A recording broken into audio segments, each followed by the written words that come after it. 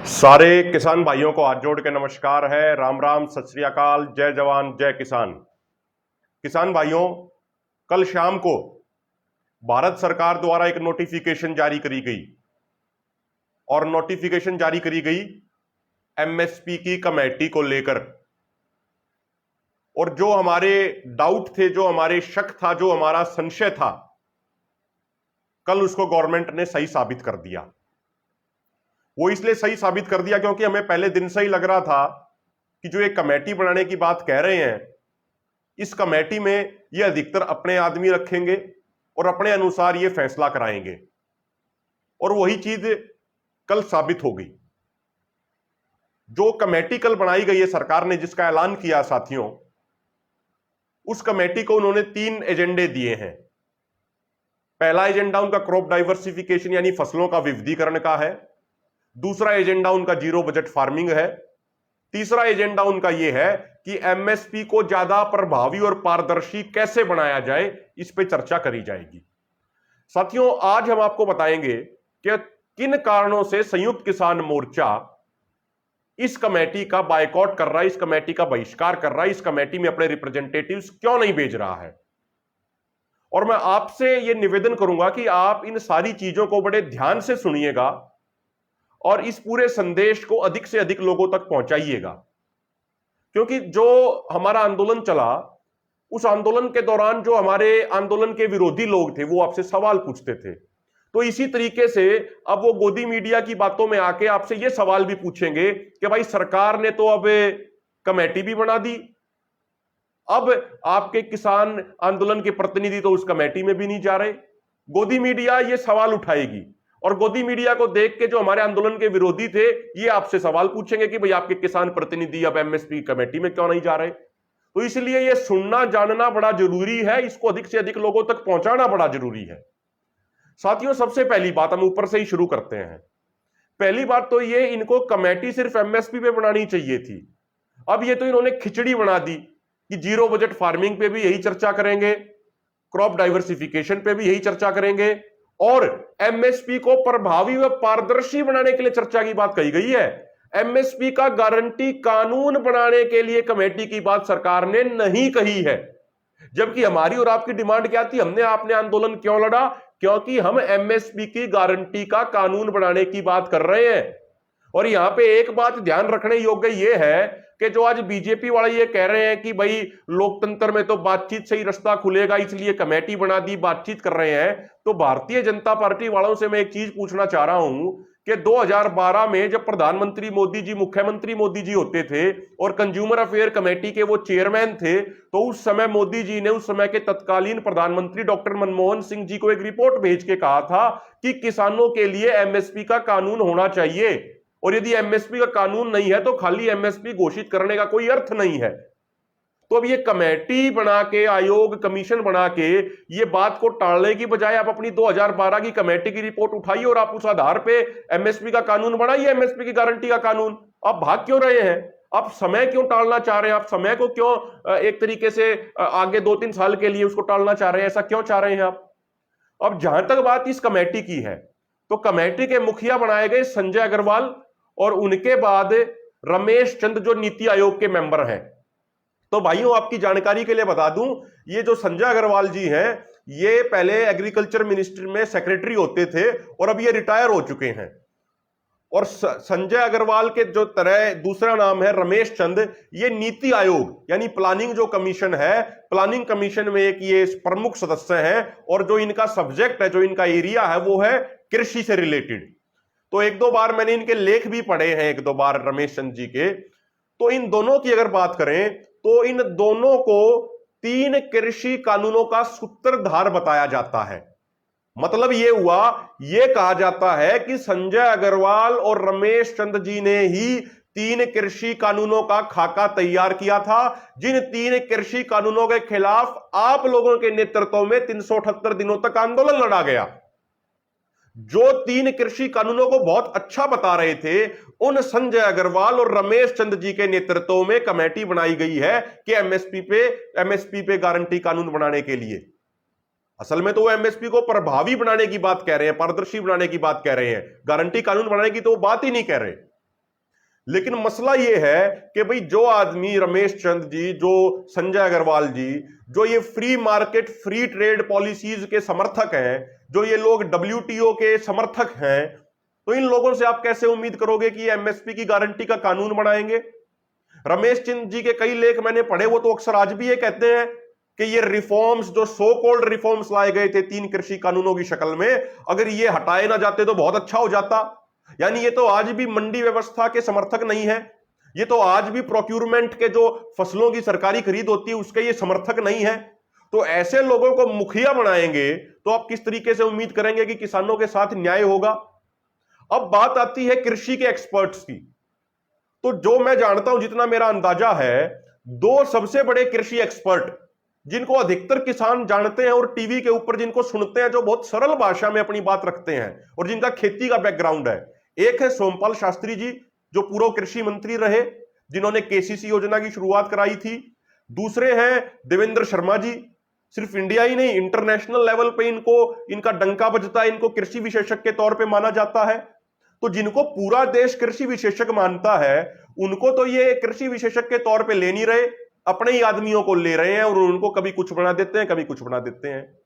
अब अगला मसला यह है साथियों, जिन लोगों ने आंदोलन लड़ा, संयुक्त किसान मोर्चा के बैनर तले आंदोलन लड़ा गया, 750 से अधिक किसानों ने अपनी कुर्बानी दी, 40,000 से अधिक किसानों के ऊपर मुकदमे दर्ज हुए, हजारों किसानों के सर फूटे, हजारों किसानों ने आंसू गैस के गोले और वाटर कैनन का सामना किया, लाखों किसानों ने 0 डिग्री से लेकर 50 डिग्री तक के तापमान का सामना सड़क पर बैठ के किया, लाखों किसानों ने बारिश, सूखा, गर्मी, ठंड का सामना सड़कों पर बैठ के किया। उनके संघर्ष के कारण सरकार मजबूर हुई MSP पर कमेटी बनाने के लिए।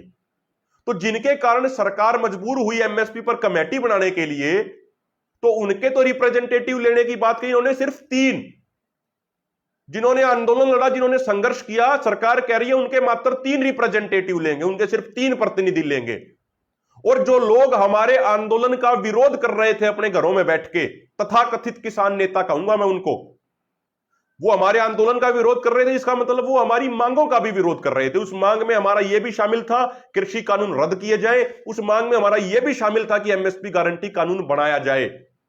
तो जो हमारी मांगों का विरोध कर रहे थे, उनमें से 5 लोगों को उठा के इस कमेटी के अंदर किसान नेता के तौर पे सरकार ने डाल दिया। आप पहले बात कर लीजिए गुणवंत पाटिल जी की। गुणवंत पाटिल जी शेतकारी संगठन से ताल्लुक रखते हैं। शेतकारी संगठन शरद जोशी ने बनाया था, जो पहले दिन से ही मुक्त बाजार, मुक्त व्यापार और WTO की पैरवी करते हैं। अब आप ये सोचेंगे कि भैया WTO की पैरवी करते हैं तो इस कारण से हम इनका विरोध क्यों कर रहे हैं? उसका एक कारण है, अभी 10 से 15 जून तक स्विट्जरलैंड के जिनेवा में WTO की बैठक हुई। WTO में एक सिस्टम होता है जिसको बोलते हैं डिस्प्यूट सेटलमेंट मैकेनिज्म। उस डिस्प्यूट सेटलमेंट मैकेनिज्म के तहत अमेरिका, कई European countries, Brazil, Australia, Canada ने भारत के खिलाफ MSP के मुद्दे पर केस कर रखा है। ये विकसित देश तो यहां तक कह रहे हैं कि भारत में जो गेहूं और धान पे अभी कुछ राज्यों में जो MSP मिलता है और जो गन्ने का जो FRP और SAP है, ये भी WTO के नियमों के खिलाफ है। उनका कहना है, विकसित देशों का कहना है कि ये जो भारत में MSP अभी हाल में दिया जा रहा है, ये WTO की एम्बर बॉक्स सब्सिडी के 10% से ज्यादा है, इसलिए इसको भी खत्म किया जाए। तो WTO तो ये कह रहा है कि जो अभी MSP मिल रहा है इसको कम किया जाए, इसको खत्म किया जाए। तो जो तथाकथित किसान नेता WTO का समर्थन करते हैं, वो किसानों के लिए MSP गारंटी कानून बनवाने की पैरवी कैसे कर पाएंगे? इसलिए हम इन WTO और फ्री ट्रेड फ्री पॉलिसीज वालों का विरोध करते हैं। दूसरा साथियों जो उसमें नाम आ गया, वो आ गया कृष्णवीर चौधरी जी का। आप 24 मार्च 2014 का बिजनेस स्टैंडर्ड अखबार उठा के देखिए, उस अखबार में बड़ी सी रिपोर्ट छपी है कि भारतीय कृषक समाज के कृष्णवीर चौधरी कांग्रेस पार्टी को छोड़ के राजनाथ सिंह जी की मौजूदगी में भारतीय जनता पार्टी में शामिल हो गए। तो कृष्णवीर चौधरी जी ने 2014 में उस समय के तत्कालीन बीजेपी के राष्ट्रीय अध्यक्ष राजनाथ सिंह की मौजूदगी में भारतीय जनता पार्टी को ज्वाइन कर लिया था 2014 में। और अक्सर आंदोलन के दौरान टीवी डिबेट्स में ये आंदोलन का सख्त विरोध करते थे। ये किसान नेताओं की तीखी आलोचना करते थे, यानी हम सब की, ये उन तमाम किसानों की आलोचना करते थे जो सड़कों में बैठ के संघर्ष कर रहे थे। तो पहले ये 2014 से पहले कांग्रेस में थे, 2014 के बाद ये बीजेपी में आ गए। तो ये कब से किसान नेता हो गए भाई? ये तो भारतीय जनता पार्टी के व्यक्ति कहा जाए इनको। तो आप अगला नाम आ जाइए, प्रमोद चौधरी। ये प्रमोद चौधरी हैं, एक आरएसएस का संगठन है भारतीय किसान संघ। ये भारतीय किसान संघ की कार्यकारिणी के सदस्य हैं, उनकी राष्ट्रीय कार्यकारिणी के। और जब किसान आंदोलन चल रहा था तो अक्सर टीवी डिबेट्स में मेरी इनसे बहुत ज्यादा तीखी बहस हुई कई बार, क्योंकि ये तो किसान आंदोलन को ही गलत बता रहे थे। ये तो ये कह रहे थे ये सड़क पे क्यों बैठे हैं। ये प्रमोद चौधरी तो ये कहते थे 3 कृषि कानून बहुत बढ़िया है। ये तो ये भी कह रहे थे जब आंदोलन चल रहा था कि इनका भारतीय किसान संघ भी एमएसपी के लिए आंदोलन करेगा, लाभकारी मूल्य के लिए आंदोलन करेगा। ये तो ये कहते थे कि C2+50 से आगे चल के लाभकारी मूल्य की बात करते थे। लेकिन 1-1.5 साल तो बीत गया, इन्होंने तो कोई आंदोलन नहीं किया। 2014 से इनकी सरकार है, कोई आंदोलन नहीं किया। जहां इनकी सरकार होती है ये कोई कार्यक्रम नहीं करते किसानों के लिए, जहां दूसरी पार्टियों की सरकार होती है वहां जरूरी है विरोध करने का काम करते हैं। तो ये किसानों के हित में नहीं है, ये तो बीजेपी आरएसएस के आदमी है, उनके हित में काम करते हैं ये भारतीय किसान संघ वाले। तो अब आप अगला आ जाइए, गुणी प्रकाश, ये हरियाणा से हैं। जब किसान आंदोलन चल रहा था तो किसान आंदोलन के दौरान ये तो ये दावा करते थे कि ये आंदोलन के खिलाफ आंदोलन करेंगे। तो इन्होंने तो एक जगह ये भी कहा था कि ये सड़क रोकेंगे दीवार बना के। लेकिन जब हरियाणा के किसानों ने इनको पूरे तरीके से नकार दिया, पूरे तरीके से खारिज कर दिया, तो ये पीछे हटने को मजबूर हो गए। लेकिन उसके बाद भी नहीं माने ये। उसके बाद गए ये चंडीगढ़, मुख्यमंत्री मनोहर लाल खट्टर जी से मिलके आए और कानूनों का समर्थन करके आए और ये कहा कि ये मुख्यमंत्री को बुलाएंगे कुरुक्षेत्र में और कार्यक्रम कराएंगे।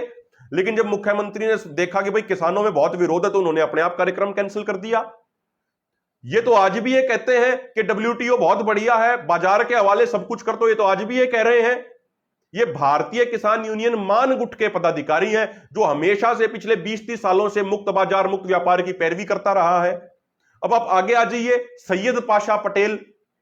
ये महाराष्ट्र में भारतीय जनता पार्टी की तरफ से MLC रहे हैं, मेंबर ऑफ लेजिस्लेटिव काउंसिल। जैसे यहां पे MLA होते हैं तो कुछ राज्यों में पैरेलल में MLC भी होते हैं। तो ये तो भाजपा के MLC रहे हैं और ये शेतकारी संगठन के बड़े नेता रहे हैं। वही शरद जोशी का शेतकारी संगठन जो वर्ल्ड ट्रेड ऑर्गेनाइजेशन यानी WTO और मुक्त बाजार व मुक्त व्यापार की पैरवी करता है। तो आप इनसे कैसे उम्मीद करेंगे कि भाई ये MSP की गारंटी का कानून बना देंगे? इनसे आप कैसे उम्मीद करेंगे ये किसानों के साथ न्याय करेंगे? और अगली बात, जो कोऑपरेटिव सोसाइटी यानी सहकारी समितियों के रिप्रेजेंटेटिव के तौर पर एक व्यक्ति लिए गए हैं, इसमें विनोद आनंद, उनके सोशल मीडिया प्रोफाइल लिंक्डइन पे आप जाके खुद चेक कीजिए। उस लिंक्डइन प्रोफाइल पे इन्होंने ये लिख रखा है कि 2010 से 2014 तक ये बीजेपी की ह्यूमन राइट सेल के नेशनल कोऑर्डिनेटर रहे हैं। तो 2010 से 2014 में ये ह्यूमन राइट्स के नेशनल कोऑर्डिनेटर थे, अब ये किसान एक्सपर्ट बन गए। और वो भी किसकी सेल के? ह्यूमन राइट सेल के ये कोऑर्डिनेटर थे भारतीय जनता पार्टी यानी भाजपा, बीजेपी। और ये कई एक आधी टीवी डिबेट्स में अगर आप इनकी वीडियो निकाल के देखेंगे तो उनमें ये धानुका एग्रो केमिकल जो पेस्टिसाइड की कंपनी है उसके एडवाइजर के तौर पे ये अपनी बात रखते थे। तो क्या अब पेस्टिसाइड कंपनियों के जो एडवाइजर हैं, क्या अब वो MSP गारंटी कानून बनाएंगे? क्या अब वो ये तय करेंगे कि MSP कैसे मिलना चाहिए और कैसे नहीं मिलना चाहिए? इसमें 4 राज्यों के जो सेक्रेटरी और लिए गए, सिक्किम, आंध्र प्रदेश, उड़ीसा, कर्नाटका। कर्नाटका में बहुत अच्छा आंदोलन था, उड़ीसा में भी थोड़ा बहुत आंदोलन था, थोड़ा थोड़ा आंदोलन था। सिक्किम में आंदोलन नहीं था लेकिन आंध्रा में भी थोड़ा आंदोलन था। जिन स्टेट में सबसे ज्यादा आंदोलन था, पंजाब, हरियाणा, उत्तर प्रदेश, राजस्थान, मध्य प्रदेश, वहां के व्यक्तियों का तो कोई रिप्रेजेंटेशन ही नहीं, वहां के अधिकारियों को ले आई नहीं गया। तो क्या ये चीजें सवाल खड़े नहीं करती? क्या ये चीजें शक पैदा नहीं करती? तो साथियों, हकीकत बात यह है, सरकार का एजेंडा यह है कि सरकार अपनी मेजोरिटी करना चाहती है। अगर आप इसमें पूरी इस कमेटी में देखेंगे तो इसमें 29 सदस्य हैं। 3 सदस्य उन्होंने संयुक्त किसान मोर्चा के लेने की बात कही है, जिनके नाम हमने नहीं दिए और ना ही हम नाम देंगे। बाकी जो 26 जो सदस्य हैं या तो वो सरकार के नौकरशाह हैं, यानी कोई सेक्रेटरी है कोई किसी चीज डिपार्टमेंट का और कुछ अंडर सेक्रेटरी हैं, या फिर वो तथाकथित किसान नेता हैं जो आंदोलन के दौरान बीजेपी की गोद में बैठ के आंदोलन का विरोध कर रहे थे। इसीलिए हमने इस एमएसपी की कमेटी का बायकॉट कर दिया, बहिष्कार कर दिया। हम इस कमेटी में अपने 3 रिप्रेजेंटेटिव्स नहीं भेजेंगे। अब कुछ वरिष्ठ पत्रकारों का बड़ा एक लाजमी सवाल है, तो भाई किसानों को एमएसपी कैसे मिलेगा? देखिए, किसानों को एमएसपी सड़क पे संघर्ष और आंदोलन करने से मिलेगा। एमएसपी की गारंटी का कानून सड़क पे आंदोलन करने से मिलेगा।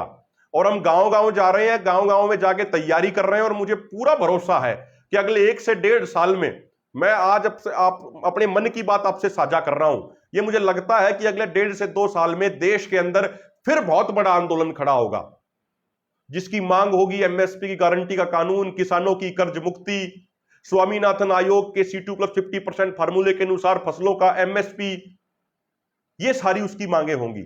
और जो ये आंदोलन हुआ 378 दिनों का, इससे भी 10 गुना ज्यादा मजबूत वो आंदोलन होगा। तो जो किसानों को एमएसपी की गारंटी का कानून किसानों के लिए बनेगा, वो संघर्ष और आंदोलन के रास्ते से बनेगा, जब शांतिपूर्ण आंदोलन होगा। तो साथियों, हम इस पूरी कमेटी का बायकॉट इसलिए कर रहे हैं क्योंकि इसमें सरकार के आदमी हैं।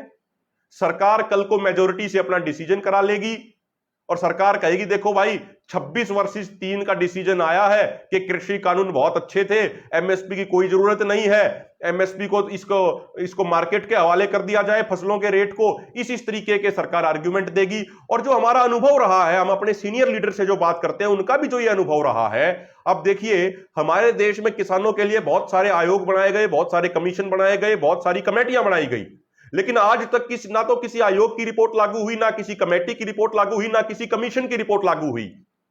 आयोग बनाए जाते हैं, 4-5 साल में वो आयोग अपनी रिपोर्ट देते हैं, तो 4-5 साल तक तो वो मुद्दा टल गया। उसके बाद जो सरकारें आती हैं, उस आयोग की रिपोर्ट को कचरे के डिब्बे में फेंक देती हैं और उन रिपोर्टों को कोई पूछने वाला नहीं होता। 2007 में स्वामीनाथन आयोग ने रिपोर्ट दी थी, 2014 तक यूपीए यानी कांग्रेस की सरकार रही, उन्होंने रिपोर्ट को लागू नहीं किया। 2014 से 2022 8 साल हो गए, बीजेपी की सरकार है, उन्होंने भी उस रिपोर्ट को लागू नहीं किया।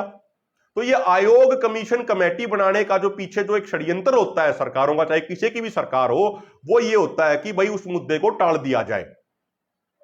तो साथियों, हम इस एमएसपी की कमेटी का बायकॉट करते हैं, एसकेएम इसका बहिष्कार करता है। एसकेएम अपने प्रतिनिधि इस कमेटी में नहीं भेजेगा, क्योंकि ये सरकारी कमेटी है, सरकार द्वारा सरकार के हितों के लिए, कॉर्पोरेट के हितों के लिए ये कमेटी बनाई गई है।